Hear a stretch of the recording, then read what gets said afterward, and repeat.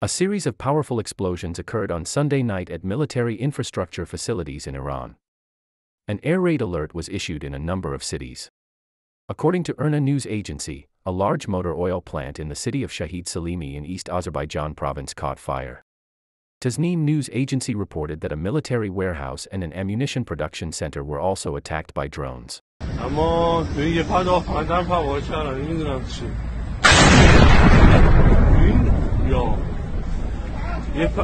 Sounds of explosions have also been heard in Tehran. According to eyewitness reports, planes have taken to the skies over the Iranian capital.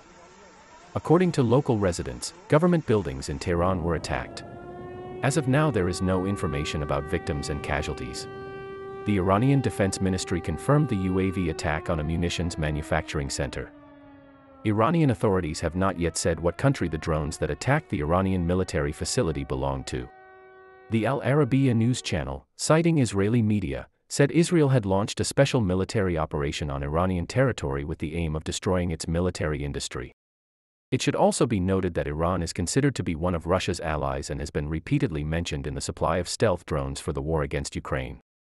According to information from various media, a series of overnight attacks on military facilities in Iran was Israel's response to the rocket attack carried out by the Islamic Jihad group, which is fully controlled by the Iranians, on the night of the 27th to 28th of September.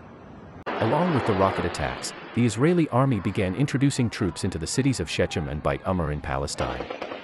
The aim is to eliminate the infrastructure and manpower of local terrorist groups controlled by Iran. Many residents of Tehran cheered the attacks on military installations and shouted, "Death to the dictator, death to Khamenei," from their windows.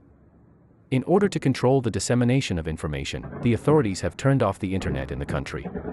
This is so far all known news as of 5 a.m. in Tehran. As new information emerges, we will be sure to release new material.